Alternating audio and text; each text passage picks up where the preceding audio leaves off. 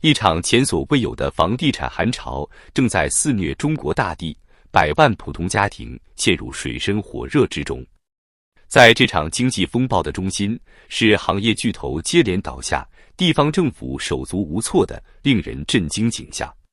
最新数据无情曝光了房企的颓势。4月，中国百强房企的销售额只有3121.7亿元，环比锐减 12.9%， 同比更是暴跌 44.9%。短短1个月的业绩就已接近沦为2021年同期的1/3。累计前4个月，百强房企的销售额也只有 1.1万亿元，较去年同期腰斩近一半。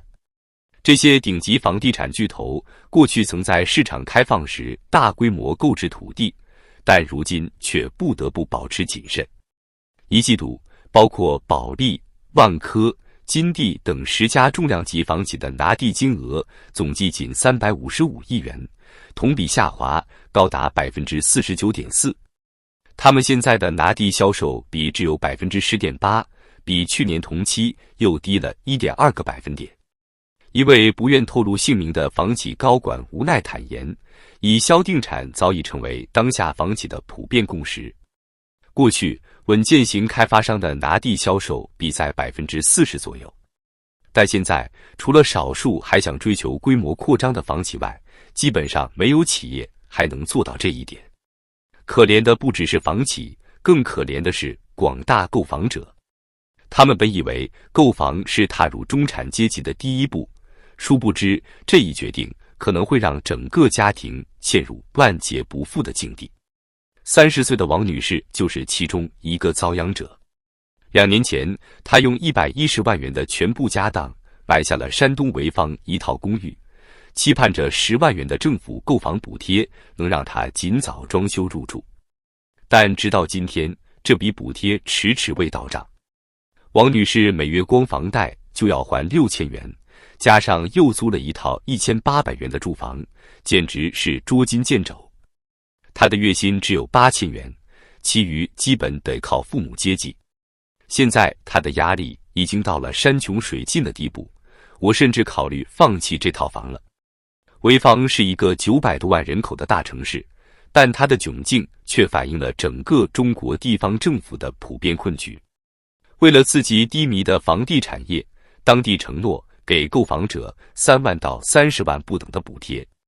但如今房地产市场持续低迷，加上疫情和减税的双重打击，政府财政已入不敷出，岂能轻易兑现如此重大的财政承诺？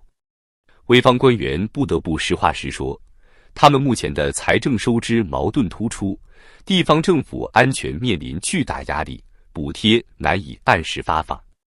诸城财政局甚至承认，很多补贴将无限期推迟。同样景况正在中国遍地开花，从东部沿海的淄博、濮阳，到西部内陆的资阳、乐至，再到中部城市商丘、中牟，各地都在发出相同的求救信号：财政收入骤减，购房补贴无力兑现，请大家耐心等待。不过，耐心对于像王女士这样的购房者来说已是奢求。谁都清楚，等待只会让梦想越走越远。房地产行业专家警告说，如果政府财政问题无法解决，群众会开始丧失对购房补贴的信心，进而彻底放弃置业计划。这无疑会进一步加剧市场低迷，形成恶性循环。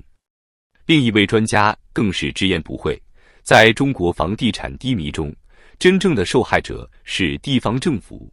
房地产曾是地方政府最大的财政收入来源，一旦失去这一支柱，整个地方经济都将不保。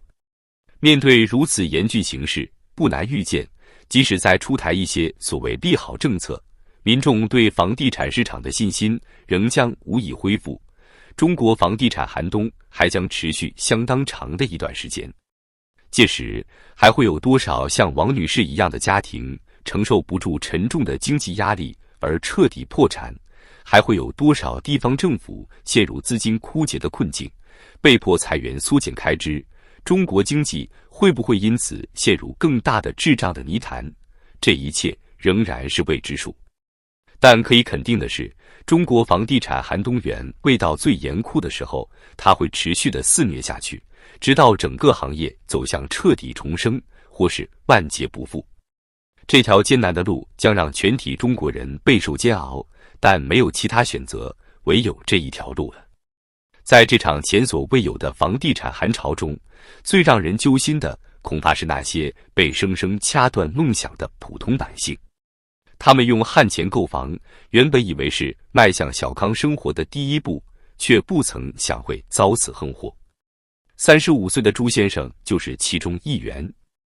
2021年，他在河南省会郑州买了一套125平米的2室1厅住房，那是他几年来艰辛攒下的全部积蓄。当时朱先生对未来充满憧憬，他打算结婚生子，安居乐业。但梦想始终美好，现实却往往骨感。就在朱先生拿着钥匙准备装修时，开发商突然传来噩耗，由于资金链断裂，该楼盘被迫停工。至于什么时候能恢复，实在说不准。朱先生顿时傻了眼。之前开发商可是承诺2022年10月就能交房的，但现在看来，这个期限只怕是遥遥无期了。对于一个月薪只有7000元的上班族来说，一次失去巨资和住房，无疑是毁灭性的打击。我才35岁，离退休还很远，要是这套房一直交不了怎么办？朱先生愁眉不展，情绪几近崩溃。我要是卖掉，现在能拿回多少钱？会不会亏得太离谱？更糟糕的是，朱先生并非个例。近来，朝阳资管数据显示，在广东、浙江、湖北等20余个省份，已有超过100个楼盘遭遇和朱先生类似的命运，无限期延期交房，甚至建成后依旧无法交付使用。这背后是开发商资金链断裂的直接结果。2022年以来，恒大、阳光城、阳光100等知名开发商接连爆雷，一时间疯传房企要完的消息。谁都没想到，这场风暴竟会如此猛烈，短时间内就让上百个楼盘停工搁浅。我们当时可是被洗脑了，一位无奈的购房者愤愤不平：开发商怎么可以这么无良？明知楼盘资金链断裂了，还继续卖房。中国房地产市场疲软已持续数年，但到了2022年，终于引爆了这场系统性危机。过去几年，有130多家开发商申请破产保护，导致数千个楼盘胎死腹中。更有31家上市房企被纳入风险名单，万科等大佬也在其中。分析人士认为，2022年爆发的开发商债务违约危机将不可避免地引发系统性风险。原本政府想通过房住不炒等措施为行业去杠杆，但没想到措施过于激进，不但未能遏制泡沫，反而生生掐死了整个产业。现在房地产市场遍地开花，没有人敢主动去化解风险。某房地产投资基金经理如是说，每个机构和开发商都在等别人先出头，生怕自己背上债务包袱。但这又怎么能阻止恶性循环呢？实际上，中国政府也意识到了问题的严重性。国务院总理曾经亲自主持召开会议，要求地方政府务必兑现各类购房补贴。不过，这无疑是对牛弹琴。就拿河南来说，截至2023年初，这个曾被称为房地产大省的地方，房地产相关的应付账款高达3.46万亿元，而当年全省政府一般公共预算收入仅8000多亿元。要兑现给数百万购房者数万至数十万不等的补贴，无疑是缘木求鱼。政府现在确实面临两难境地。一位房地产分析师在接受媒体采访时表示，一方面，如果不出台实质性的利好政策，可能难以挽回公众的信心；但另一方面，政府已经难以承受更多的财政压力。在如此困境之下，很多开发商和购房者也选择了自救。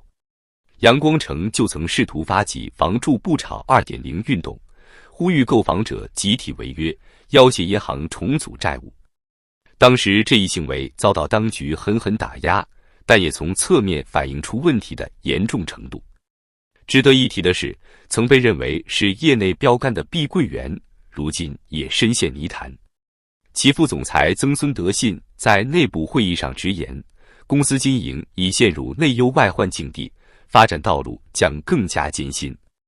对普通民众来说，此番房地产寒潮早已经雪上加霜。